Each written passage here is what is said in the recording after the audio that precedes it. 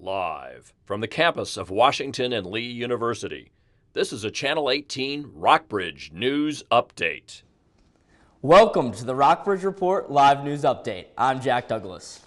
Today, after U.S. Border Patrol agents fired tear gas at hundreds of migrants attempting to cross the border, Mexico is taking action in response. Camila Bernal is near the U.S.-Mexico border with more. Unfortunately, I cannot agree on the use of force. Demanding an investigation, Mexico's foreign ministry is asking the U.S. to investigate the incidents that led to this. Wow! On Sunday, U.S. Border Patrol agents fired tear gas at hundreds of migrants attempting to cross the border. A cloud of tear gas sending people running and screaming, including families with young children. To be completely frank, there were numerous people that actually made it across the border. What started as a peaceful march escalated into chaos when protesters split off into several directions. Border Patrol defending its actions, saying some migrants threw rocks at the agents, forcing them to respond with force to protect themselves. Once our agents were assaulted and the numbers started growing, we had 2 or 3 agents at a time initially facing hundreds of people at a time. Meanwhile, President Trump addressing the situation.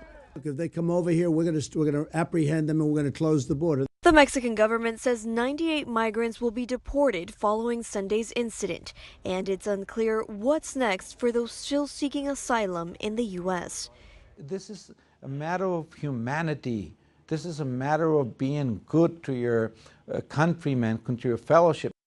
In San Isidro, I'm Camila Bernal reporting. The Kremlin warned today that a simmering war in eastern Ukraine could boil over into conflict. On Sunday near Crimea, Russian border guards rammed into and opened fire on 3 Ukrainian Navy vessels. The Russians seized the ships and paraded the captured sailors on television, a move that Ukraine called criminal.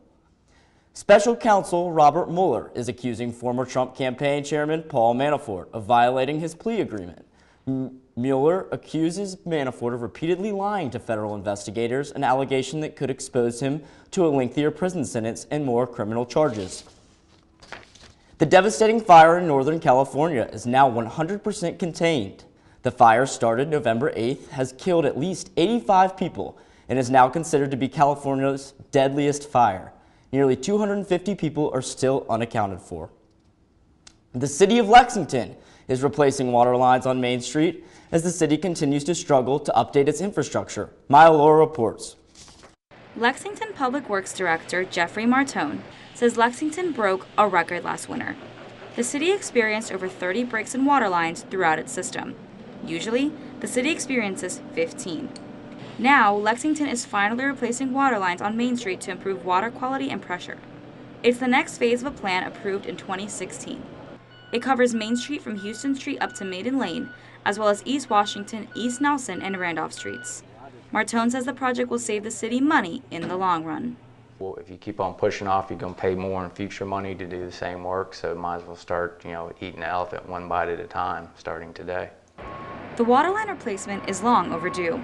In Lexington City Manager Noah Simon's words, it is absolutely mind-boggling that the city waited this long to address major infrastructure needs, such as roads and water lines. I don't know why the city council and my predecessor didn't initiate infrastructure. So why are we waiting until they're 100 years old? I can't answer that. He added that the city has $50 to $60 million worth of projects ahead of it. John Elistad was the city manager from 1990 until 2014. He says that the city had to pay debt service payments to the Maury Service Authority until 2018. He added that he had planned to use that money for repairs starting this year. He says that while he believes the city did a lot while he was manager, he wishes he had done more on infrastructure. Martone says the Main Street project has been turning heads. It's right there in the middle of everything, so it's got everybody's eye, and I think people notice it more than some of the other work that we've done. Main Street construction began in mid-October and will end between June and August next year. But construction halted downtown on November 21st and will reopen January 2nd to accommodate holiday shopping. Public Works plans to have 70% of water and sanitary sewer lines replaced in the next 30 years. For the Rockbridge Report, I'm Maya Laura. Temperatures are falling today in Lexington. Tonight, winds could gust up to 50 miles per hour, resulting in wind chills of 0 to 5 above, and you may see some flurries. Come back Thursday for Rockbridge Report's full weather report. I'm Jack Douglas. Thank you for watching today's news update.